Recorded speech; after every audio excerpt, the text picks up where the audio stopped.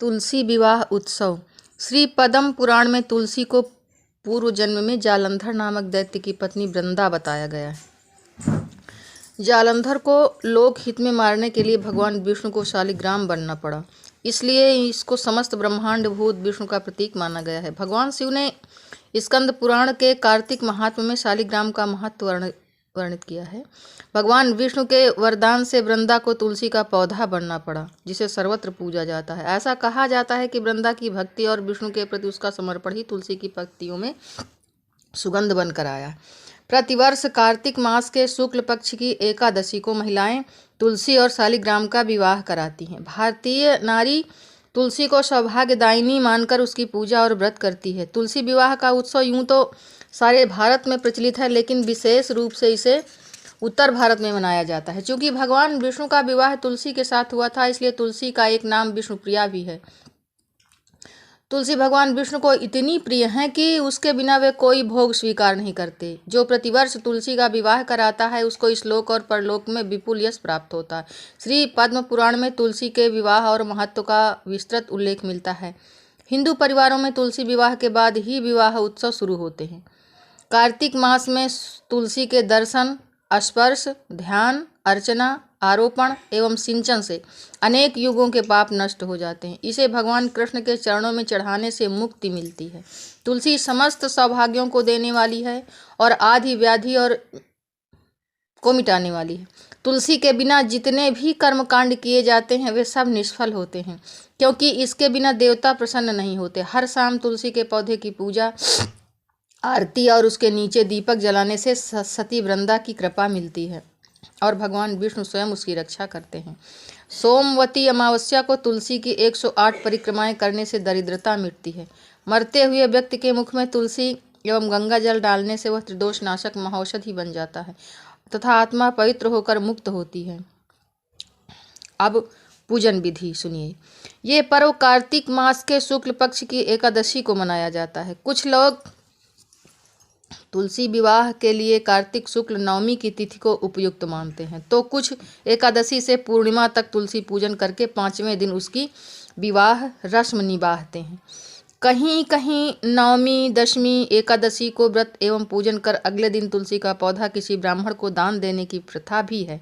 इस दिन उपवास रखने का विधान है, जिसमें अन्न का सेवन न करके केवल फलाहार लिया जाता है। आमतौर पर कार्तिक स्नान करने वाली स्त्रियां तुलसी तथा शालिग्राम का विवाह करती हैं, नए कपड़े, जनेऊ आदि का दान करती हैं। भगवान विष्णु की प्रतिमा में प्राण प्रतिष्ठा करके उसे वस्त्र और आभूषण से सजाकर सम्मान सहित गाजे बाजे के समारोह के साथ तुलसी चौरा पर ले जाया जाता है। फिर उस जगह विधि पूर्वक पूजन के बाद दोनों का विवाह रचाया जाता है। उस अवसर पर स्त्रियां विवाह के गीत गाती हैं। तत्पश्चात व्रत की समाप्ति की जाती है। कुछ स्त्रियां तुलसी की 108 परिक्रमाएं करके उसे भोग पकवान चढ़ाकर भोजन करती हैं। अब यजमान को चाहिए कि विवाह के दिन सायंकाल स्नान आदि से पवित्र होकर धुले हुए श्वेत वस्त्र धारण कर मंडप में कुशासन पर उत्तराभिमुख बैठ जाए और अपनी धर्मपत्नी को अपनी दाईं ओर बैठा ले। समस्त सामग्री को यथास्थान रख ले। शिखा बंधन कर ले और आम्र पल्लव या कुश से समस्त सामग्री एवं अपने ऊपर जल छिड़क ले। तत्पश्चात विवाह का संकल्प करे। यजमान हाथ में अक्षत, जल, पुष्प, दक्षिणा द्रव्य लेकर भगवान विष्णु का स्मरण कर तुलसी विवाह का निम्न प्रकार से संकल्प करे। आज मैं अपना नाम और गोत्र ले कार्तिक शुक्ल द्वादशी को श्री महाविष्णु की प्रसन्नता के लिए तुलसी विवाह करूंगा और उसके अंगभूत गणेश पूजन करूंगा। ऐसा कहकर संकल्प का जल, अक्षत आदि छोड़ दे। गणेश स्मरण। संकल्प के बाद गणेश जी का ध्यान करें और गणेश जी की प्रतिमा पर अथवा सुपारी पर मौली लपेटकर गणेश प्रतिमा बना ले और उस पर हाथ के अक्षत, पुष्प, दूब, अक्षत चढ़ा दे।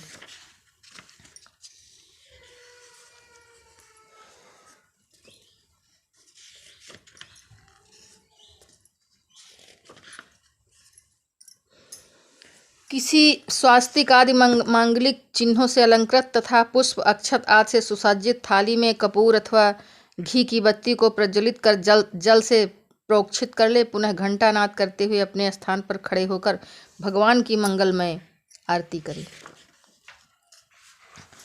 पौराणिक कथा। कथा इस प्रकार है कि इस पर्व की कथा का उल्लेख श्री पद्म पुराण तथा अन्य पुराणों में इस प्रकार हुआ है।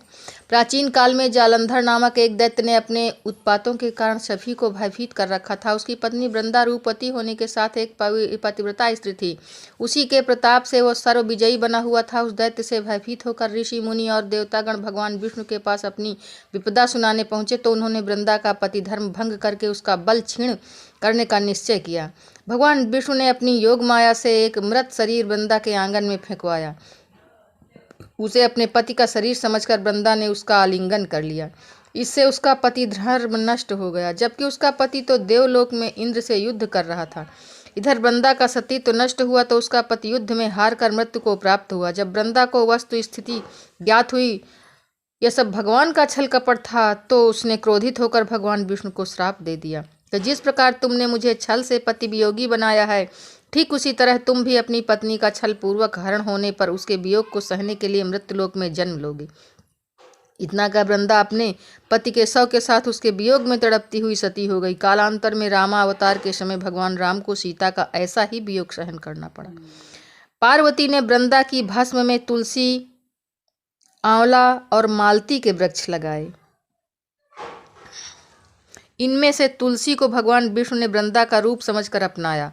कुछ लोग ये भी मानते हैं कि भगवान विष्णु ने छल से वृंदा का सतीत्व भंग कराया था तो उसने उन्हें पत्थर बनने का शाप दिया था। इस पर भगवान ने कहा कि तुम मुझे लक्ष्मी से भी ज़्यादा प्रिय हो गई हो। यह सब तुम्हारे सतीत्व का ही फल है कि तुलसी बनकर तुम सदा मेरे साथ रहोगी। जो भी तुम्हारे साथ मेरा विवाह करेगा वो परम धाम को प्राप्त होगा। यही कारण है कि शालिग्राम की पूजा बिना तुलसी दल चढ़ाए अधूरी मानी जाती है। इस प्रकार स्त्रियां प्रतिवर्ष तुलसी का विवाह भगवान विष्णु की प्रसन्नता पाने के लिए ही करती हैं। तुलसी विवाह की कथा। एक परिवार में ननंद भाभी रहती थीं। ननंद अभी कुंवारी थीं। वो तुलसी की बड़ी सेवा करती थीं, पर भाभी को ये सब फूटी आंख नहीं सुहाता था। कभी कभी तो भाभी गुस्से में कहती कि जब तेरा विवाह होगा तो तुलसी ही खाने को दूंगी तथा तुलसी ही तेरे दहेज में दूंगी। यथा समय जब ननंद की शादी हुई तो उसकी भाभी ने बारातियों के सामने तुलसी का गमला फोड़ कर रख दिया। भगवान की कृपा से वो गमला स्वादिष्ट व्यंजनों में बदल गया। गहनों के बदले भाभी ने ननंद को तुलसी की मंजरी पहनाए दी तो वह सोने के गहनों में बदल गई। वस्त्रों के स्थान पर तुलसी का जनेऊ रख दिया तो वो रेशमी वस्त्रों में बदल गया। चारों तरफ ससुराल में उसके दहेज आदि के बारे में बहुत बड़ाई हुई। उसकी भाभी की एक लड़की थी। भाभी अपनी लड़की से कहती कि तू तुलसी की सेवा किया कर, तुझे भी तेरी बुआ की तरह फल मिलेगा। पर लड़की का मन तुलसी की सेवा में नहीं लगता था। उसके विवाह का समय आया तो उसने सोचा कि मैंने जैसा व्यवहार अपनी ननंद से किया उसी कारण उसे इतनी इज्जत मिली, क्यों न मैं अपनी लड़की के साथ भी वैसा ही व्यवहार करूं। उसने तुलसी का गमला तोड़कर बारातियों के सामने रख दिया, परंतु इस बार मिट्टी की मिट्टी ही रही। मंजरी व पत्ते भी अपने पूरे रूप में ही रहे तथा जनेऊ जनेऊ ही रहा। सभी भाभी की बुराई करने लगे। ससुराल में भी सभी लड़की की बुराई ही कर रहे थे। भाभी ननंद को कभी घर नहीं बुलाती थी। भाई ने सोचा मैं ही बहन से मिलाऊं। उसने अपनी इच्छा अपनी पत्नी को बताई तथा सौगात ले जाने के लिए कुछ मांगा तो भाभी ने थैले में ज्वार भरकर कहा और तो कुछ नहीं है, यही ले जाओ। वो दुखी मन से चल दिया। बहन के नगर के समीप पहुंचकर एक गौशाला में गाय के सामने उसने ज्वार का थैला आगे उलट दिया तो गोपालक ने कहा कि सोना मोती गाय के आगे क्यों डाल रहे हो। उसने उससे सारी बात बता दी तथा सोना मोती लेकर प्रसन्न मन से बहन के घर गया। बहन बड़ी प्रसन्न हुई। जैसी प्रसन्नता बहन को मिली वैसी सबको मिली।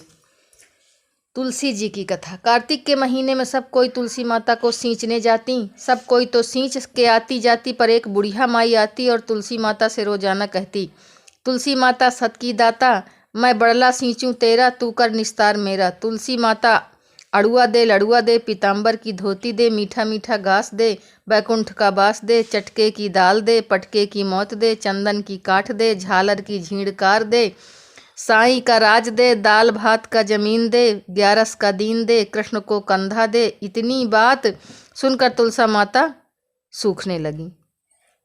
एक बार भगवान विष्णु ने पूछा कि तुम्हारे पास तो इतनी औरतें आती हैं तुम्हें जिमावें गावें, तो भी तुम कैसे सूखने लगी। तुलसा माता ने कहा कि एक बुढ़िया माई आती है जो रोजाना इतनी बात कहकर जाती है। मैं और तो सब कुछ दे दूंगी, पर आप कृष्ण जी को कांधा कहाँ से दूंगी। थोड़े दिन बाद बुढ़िया माई मर गई। सब कोई उसको उठाने लगे, पर वो इतनी भारी हो गई कि उठे ही नहीं। सब कोई कहने लगे, पाप घाट की माला फेरती होगी जिससे इतनी भारी हो गई। भगवान बूढ़े ब्राह्मण का रूप धारण करके आए, सबसे पूछने लगे, इतनी भीड़ क्यों हो रही है? सब लोग बोले, एक बुढ़िया मर गई है, पापिनी थी इसलिए किसी से नहीं उठती। तब भगवान बोले कि इसके कान में एक बात कहने दो तो ये उठ जाएगी। सब ने कहा, तू भी मन की निकाल ले भाई। भगवान ने जाकर उसके कान में कहा, बुढ़िया माई तू बीड़ला सींचे मेरा, मैं करूँगा निस्तार तेरा।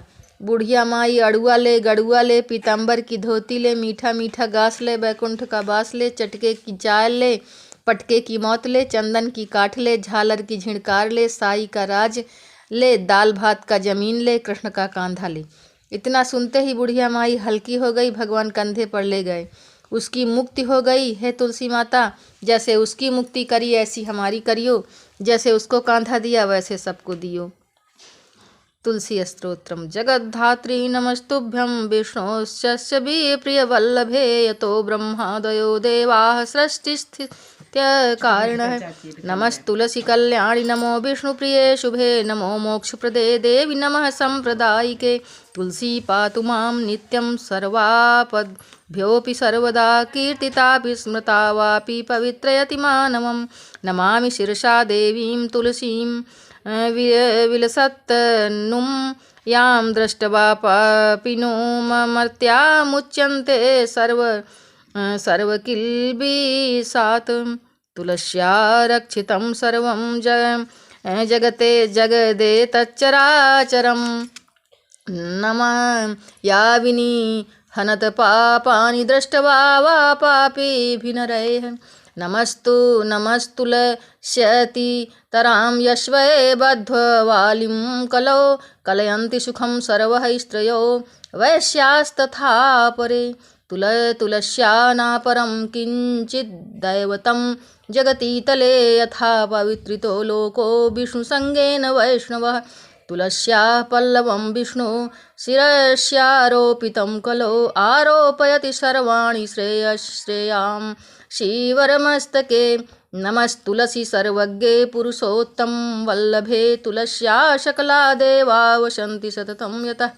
आतस्तामर्चे ललोके सर्वान् देवान् समर्चयन्, पाहि मां सर्वपापेभ्यः सर्वसम्पत्प्रदायिके।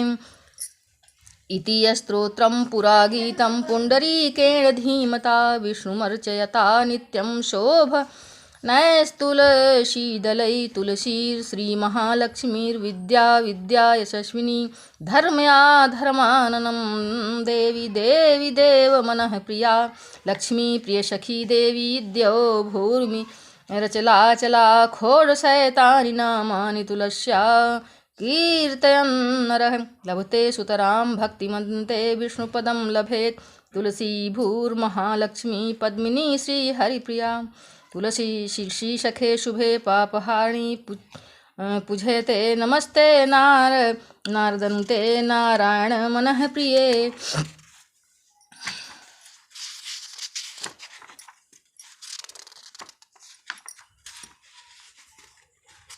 तुलसा महारानी नमो नमो, हरि की पटरानी नमो नमो।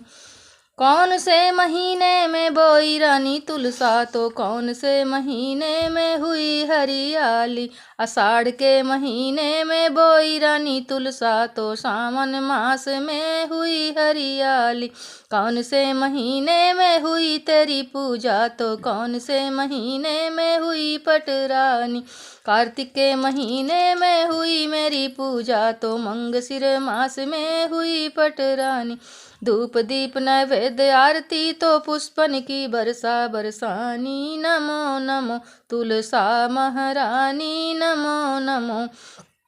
56 भोग 3600 व्यंजन, तो बिन तुलसा हर एक न मानी। नमो नमो तुलसा महारानी नमो नमो।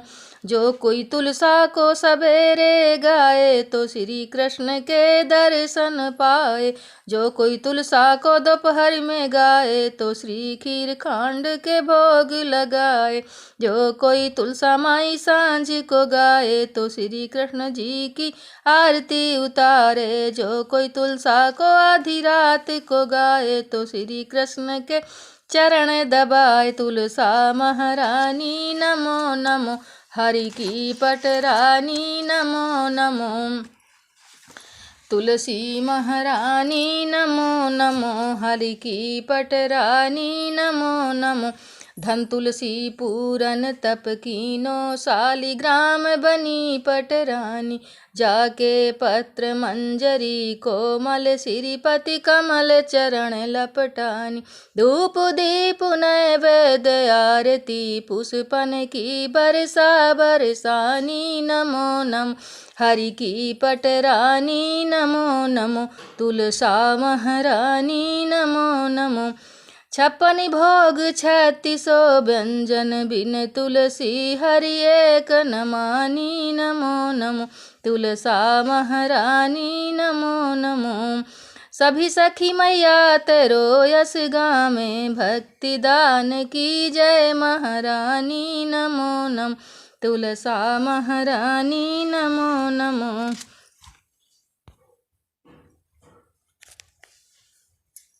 जल्दी आओ। बंद करके कहोगे वैसे? हम नहीं बंद की ना, वो हम खोले तो हमको दिखाओ। एक ऐसे कह दिया करो। जाओ बहन सुनाई।